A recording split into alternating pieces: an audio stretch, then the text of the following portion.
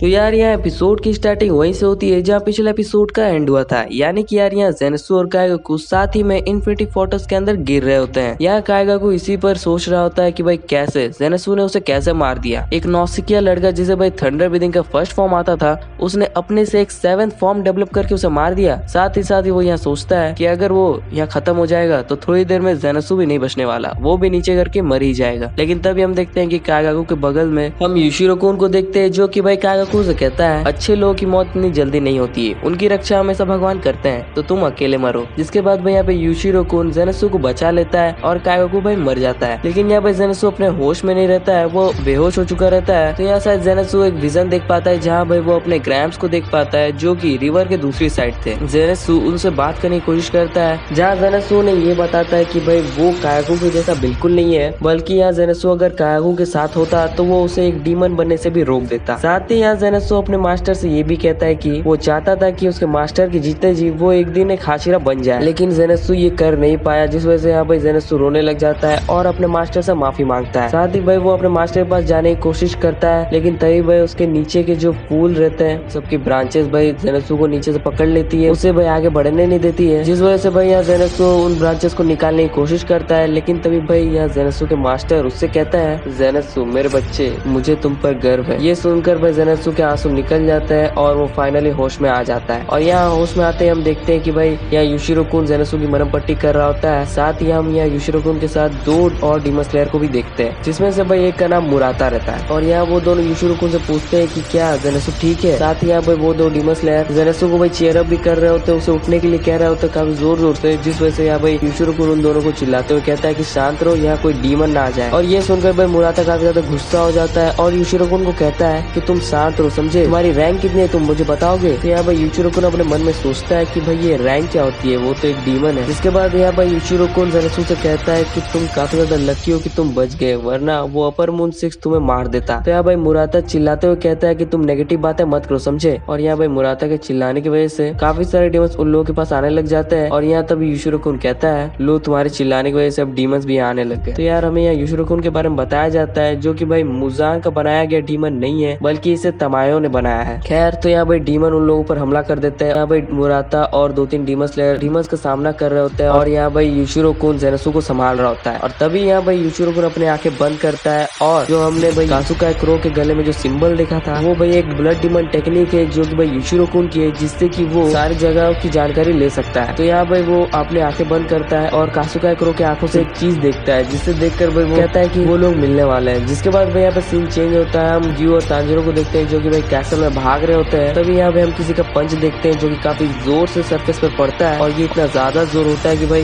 की आवाज तांजिरो और ग्यू को भी सुनाई देती है। साथ ही साथ यहाँ तांजिरो और ग्यू जिस जगह पे खड़े थे वो जगह भी हिलने लग जाता है। और तभी यहाँ तांजिरो को भी महसूस होने लग जाता है कि कोई तो चीज है जो उनके पास आ रही है। और तभी तांजिरो को कुछ स्मेल होता है और वो इस स्मेल को पहचान लेता है और कहता है कि वो चीज ऊपर से आ रही है। तभी भाई यहाँ ऊपर से टपकता है अपर मून 3 अकाजा। अकाजा यहाँ तांजिरो को देखकर कहता है, मैं हैरान हूँ कि तुम अब तक जिंदा हो। और यह तांजिरो भी अकाजा को देखकर चिल्लाते हुए कहता है, अकाजा। इसके बाद यहाँ सीन चेंज होता है, हम तमायो को देखते हैं जो कि भाई एक कुकून के ऊपर थी, जो कि भाई पूरी तरह मांस का दिख रहा होता है। तो यहाँ भाई हमें पता चलता है कि ये जो कुकून दिख रहा है इसके अंदर मुजान है, जो कि तमायो का दिया गया ड्रग को डिसॉल्व करने की कोशिश करता है, जिस वजह से यहाँ भाई तमायो भी उसके अंदर धीरे धीरे खींची चली जा रही थी, जिस वजह से यहाँ भाई तमायो थोड़ी देर बाद खत्म हो जाएगी। यहाँ भाई तमायो मदद मांग रही होती है, लेकिन भाई उसके सामने कोई भी नहीं होता है। जिसके बाद यहाँ सीन चेंज होता है, हम कुआना को देखते हैं जिसे भाई अपनी फैमिली की याद आने की वजह से भाई उसके आंख से आंसू निकलने वाले होते हैं। लेकिन तभी भाई किराया उसे समझाता है कि ये वक्त रोने का नहीं है, जो सुन के भाई किराया शांत हो जाती है। जिसके बाद हम यहाँ तेंजन और उसके बगल में भाई रेंगोकू को देखते हैं, जो कि भाई तेंजन की एक इमेजिनेशन से बनी हुई है, जहाँ तेंजन भाई रेंगोकू से कहता है, रेंगोकू किराया कितना ज्यादा समझदार है, ऐसे सिचुएशन में भी वो इमोशनलेस नहीं होके काम कर रहा है। तो यहाँ भाई रेंगोकू कहता है कि हाँ बिल्कुल, वो अपने एज के हिसाब से काफी ज्यादा स्मार्ट है, बिल्कुल क्योजिरो रेंगोकू की तरह। यहाँ गाइस ये तेंजन की ही एक इमेजिनेशन है, जहाँ वो खुद से ही बात कर रहा होता है और खुद से ही जवाब देता है एज रेंगोकू की तरफ से कि भाई रेंगोकू ने भी अपनी जान दे दी उन बच्चों को बचाने के लिए। जिसके बाद भाई यहाँ पे हमें फाइनली पता चलता है कि नेजुको जो है वो उरोकोडाकी के पास सेफली है। तो यहाँ भाई उरोकोडाकी नेजुको का ध्यान रख रहे होता है, जहाँ उरोकोडाकी अपने मन में कहता है, तो युवाशिकी ने जो मुझे दवाई दी थी वो मैंने नेजुको को दे दी है, जिससे कि भाई नेजुको वापस से इंसान बन जाएगी, जिससे कि मुजान का सूरज पर से जीतने का जो सपना है वो सिर्फ सपना ही रह जाएगा। जिसके बाद भाई यहाँ पे हम नेजुको को देखते हैं जो कि भाई काफी ज्यादा पेन में होती है। तो यहाँ पे उरोकुडाकी उसे हौसला देते हैं कि नेजुको हार मत मानो। साथ ही साथ वो तांजिरो को भी हौसला देते हैं कि तांजिरो तुम्हें भी हार नहीं माननी है। जिसके बाद यहाँ सीन चेंज होता है, हम अकाजा और तांजिरो को देखते हैं जहाँ पे उनकी फाइट स्टार्ट हो जाती है,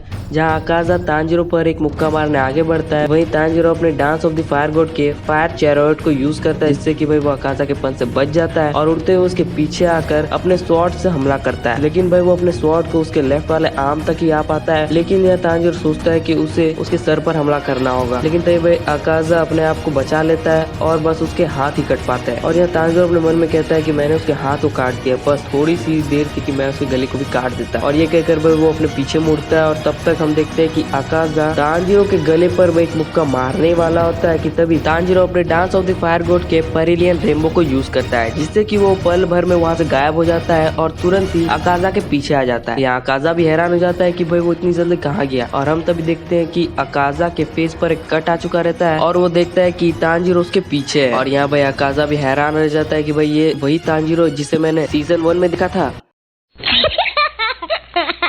और यहाँ भाई ग्यू भी सोचता है कि तांजिरो पहले से ज्यादा ताकतवर हो चुका है, वो एक हाशिरा की लेवल तक पहुंच चुका है। साथ ही यहाँ भाई ग्यू सोचता है कि जब वो तांजिरो से पहली बार मिला था तो तब भाई वो अपने बहन को बचाने के लिए सिर्फ गिड़गिड़ा रहा था, रो रहा था। लेकिन अब जब वो तांजिरो को देखता है तो वो पाता है कि भाई तांजिरो कितना ज्यादा ताकतवर और कितना ज्यादा बेहतर हो चुका है। साथ ही साथ भाई अकाजा कोई चीज सोच रहा होता है कि भाई यूजुरो सही था, इन बच्चों में वाकई में काबिलियत है। इसके बाद भाई यहाँ पे अकाजा अपने ब्लड डिमन टेक्निक को यूज करता है डेवलपमेंट और तांजिरो से कहता है तो चलो अब शुरू करते हैं असली फाइट। लेकिन उससे पहले भाई यहाँ पे ग्यू अपने वाटर ब्रीथिंग के third form dance of the Swift current को अकाजा पर यूज कर देता है, जिससे कि यहाँ भाई उन दोनों के बीच में काफी तेजी की फाइट चलती है। और तभी अकाजा ग्यू से कहता है मैंने 50 सालों में इतना बेहतर वाटर हाशिरा आज तक नहीं देखा है। जिसके बाद अकाजा ग्यू पर अपने डिस्ट्रक्टिव किल वॉर स्टाइल को यूज करता है। लेकिन तभी ग्यू भी अपने वाटर ब्रीथिंग के 11th फॉर्म को यूज करता है, जो कि रहता है भाई लुल। और ये भाई एक डिफेंसिव मूव रहता है, जिससे कि भाई वो अकाजा के हमले से बच जाता है। और ये मूव देखकर भाई अकाजा ग्यू से कहता है कि पिछली बार जिस वाटर हाशिरा को उसने मारा था